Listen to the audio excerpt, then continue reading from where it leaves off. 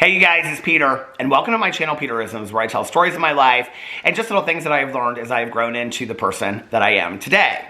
And before I read the meditations today, I just wanted to say a thank you to all of you out there. Not a day goes by where I don't receive a few, responses on Twitter or direct messages on Twitter or Instagram or emails from people saying thank you for this channel and for the videos that I put out over here. And it really, really means a lot to me.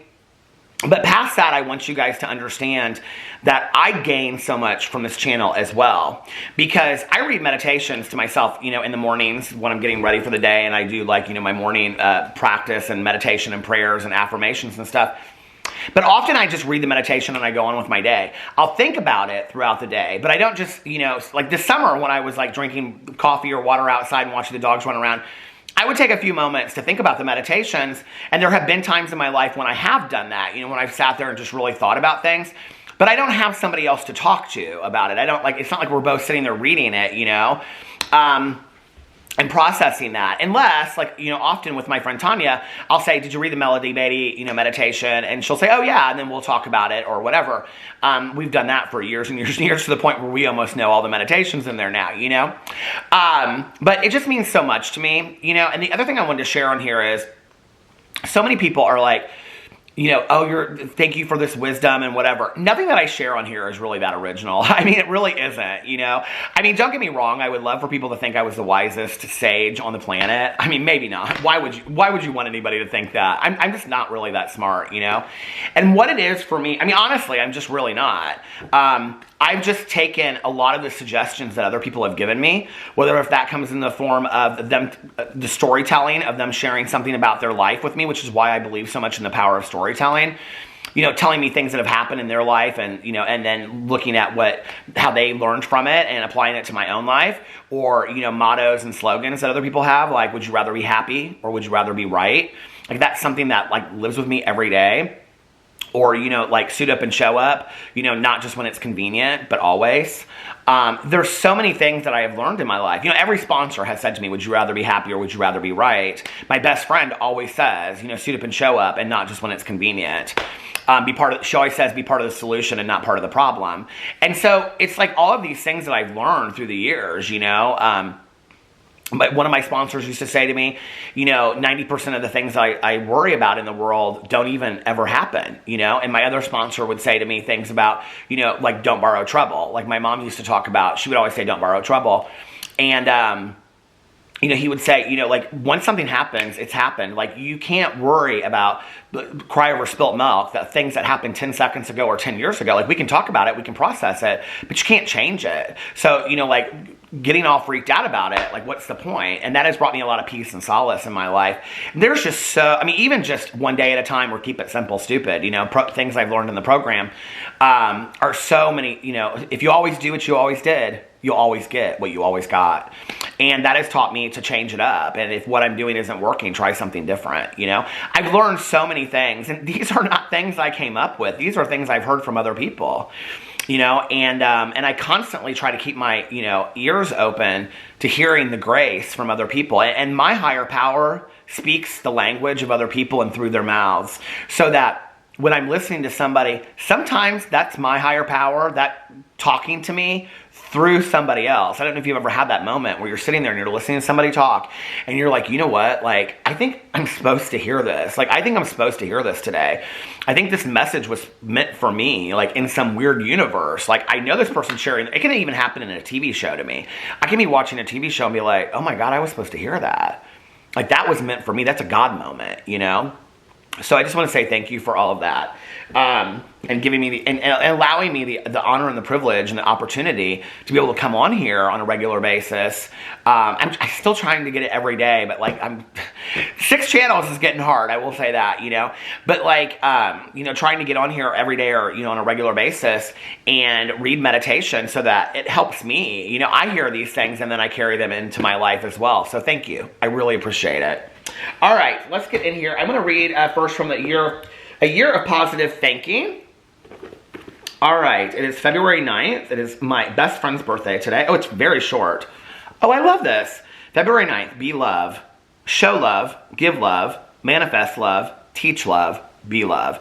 I really, really like that because I think it was was it a year ago November? I think it was a year ago November. Or I can't remember when it was, but I read the 4 agreements. It was a year ago November, wasn't it? And in the 4 agreements, it says always lead with love. And I love that concept. I love that concept of love.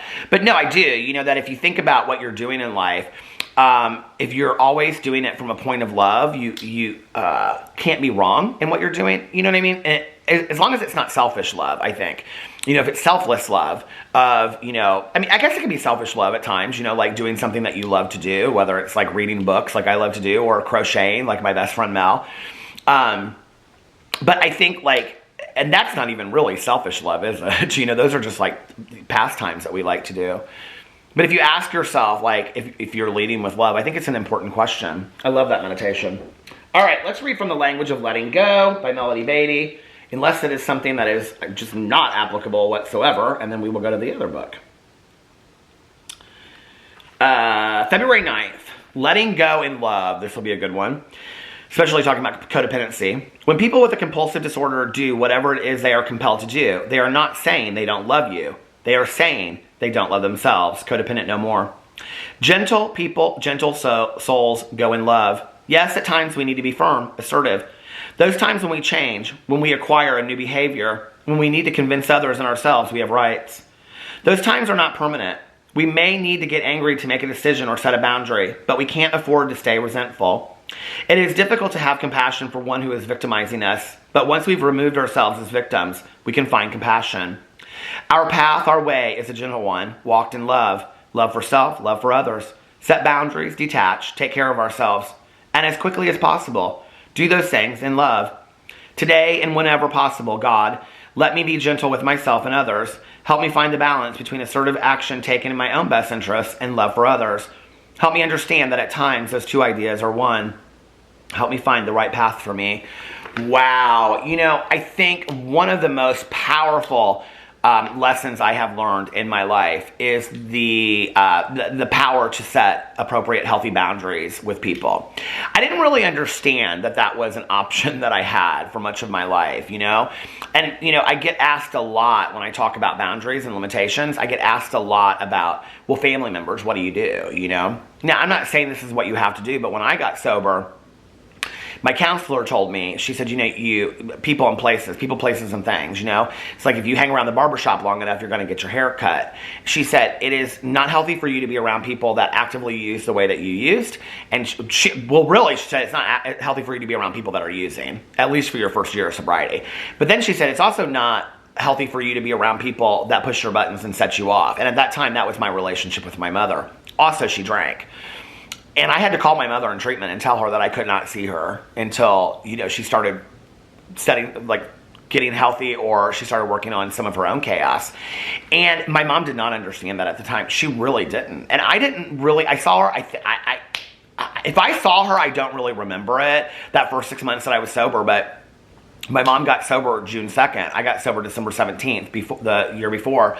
So it was almost 6 months to the day that my mom and I, our sobriety dates are apart. And it was my cousin's wedding, which is in middle of June, that my mom and I went to it together. And she was sober and I was sober.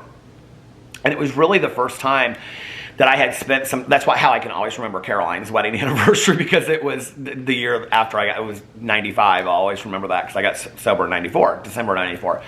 But it was really the first time that my mom and I had spent together sober, you know, or I had spent any time with her of that quality since December. Not because I didn't love my mother. I loved her a great deal, right? But my mother led with chaos, toxicity, and she was actively alcoholic. I couldn't have that in my life, and I had to, for once, say to myself, my importance is more important. My health is more important than somebody else's, okay? And I think sometimes we have a hard time with that, and that's where we become martyrs, and we say, well, I do so much for other people. But the reality is, okay, if you're not taking care of yourself, you can't be there for those other people in your life. So if you're taking care of a toxic person by enabling them, by leading into them, by giving into them, and you're just getting whittled down and whittled down and whittled down, you're going to be so emotionally distraught over time that you just can't even have that person in your life. So what you have to ask yourself is, how can I have this person in my life and set healthy boundaries and limits? You know, maybe that sounds cruel to people. Oh, you didn't talk to your mom really for 6 months. Well, at any point in that 6 months, my mom had a choice that she could have got sober or she could have ended the chaos and the toxicity. But she continued to do that, which is why she didn't stay in my life for those 6 months. I don't have people in my life today that are chaotic and toxic. I just don't, okay? And let me tell you how it is for me. It was a very simple decision that I made a couple years ago, literally like 2 years ago, when I started really working on myself. I mean, I've worked on myself my whole sobriety, my whole life, but when I really started taking a look at who I had been, who I was, and who I wanted to be going forward, what I realized was, not in a blaming way, but that I am such a chameleon that if I'm around a lot of negativity, I become very negative. And I can be the one giving that to people too. I can be problematic. I can be the chaos. I can be the toxicity. I can be all of that negativity, right? I don't want to be that. And what I found was the more positive people I was around, the more peaceful people I was around, the more serene people, the more calm. Calm is something today. It's just like, calmness is not a luxury to me today. I have to have it in my life, you know? The more people like that I was around, the less erratic my actions and my responses were. And so what I realized was, selfishly, I couldn't have toxic people in my life because I fed into that too. And I was that. I could be whatever you wanted me to be in that moment. So if I had a lot of people around me that were toxic, I was going to be toxic as well. And it also just drained my energy, you know? And I'm not talking just about a Debbie Downer. I'm talking about somebody that's a Debbie Downer literally 365 days a year. I didn't just distance myself from these people. I had conversations with these people, you know? And I let them know, you know? Like, I've worked on myself. You can work on yourself too, you know? Some people wanted to hear it. Some people didn't. Some people just are really... I have never gotten rid of somebody in my life, but I don't really have toxic people in my life anymore. They're on the fringe, and at any point that they want to change that, they're more than welcome to be a part of my life.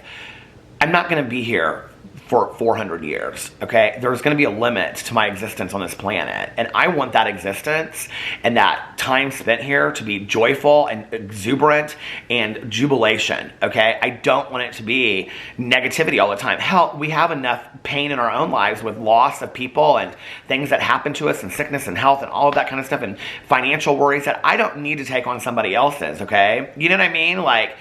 And I mean, it's one thing to help each other out in friendships and be there for somebody and support that person. But when it's all the time and they're draining your energy and all, it's too much. It's too much. And so I started setting limits and boundaries with people. I just don't have them in my life anymore. And I know to some people that sounds kind of mean. Like, how could you? It's not, okay? Your life is short. Guard your life, guard your serenity like you would guard anything else that's of value to you, because it should be that precious. Your well-being on a daily basis should be that precious to you. It should mean more to you than anything else in the world. Like, that's one thing I really did not understand for a long time, was that my peace, you know, I used to say this on here. I haven't said it in a while. I said it just now about calmness. But peace and serenity to me today is not a luxury, okay? When I go to a place of toxicity and chaos, like, my mind reels, and that is not healthy for my sobriety. I don't blame my sobriety or lack thereof on anybody else, but that's my choice, whether or not I have people in my life that bring me down, that drag me down, that deplete my energy.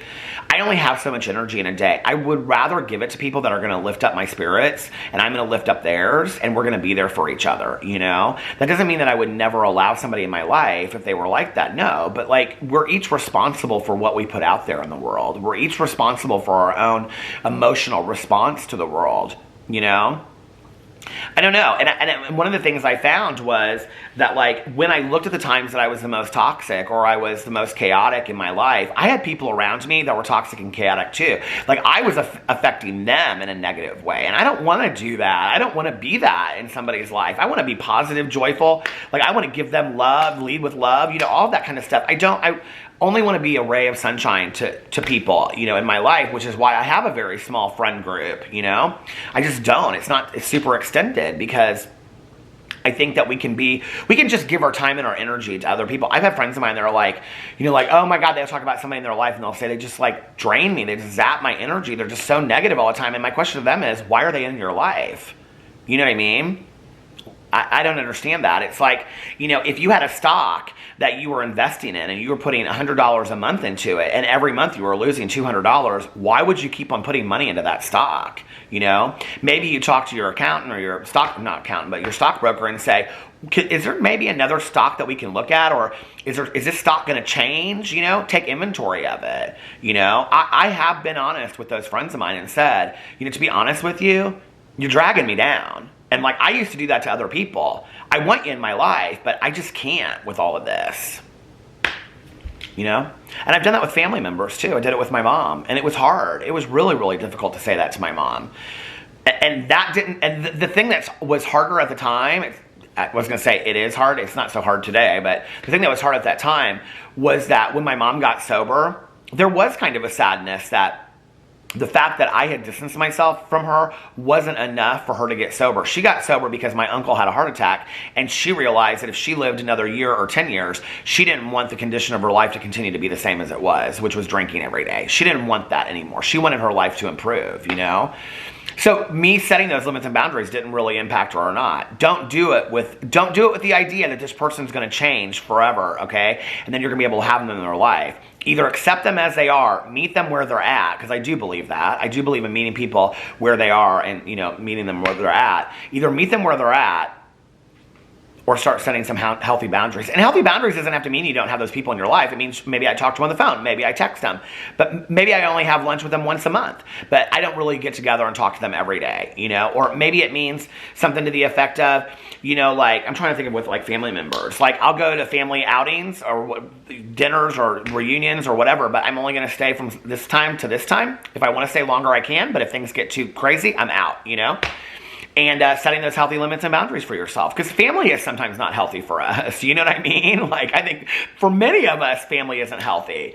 I've been very blessed in my life, partly because I have such a small family, but even with my husband and his family, like, they're not toxic at all, you know? And that was a joy to walk into that family and realize that there are families out there that just do not fight, you know? And it was fantastic. So, great meditations. I love them both. And I hope you guys are having a fantastic Tuesday evening. I love you, and I will see you tomorrow. Bye.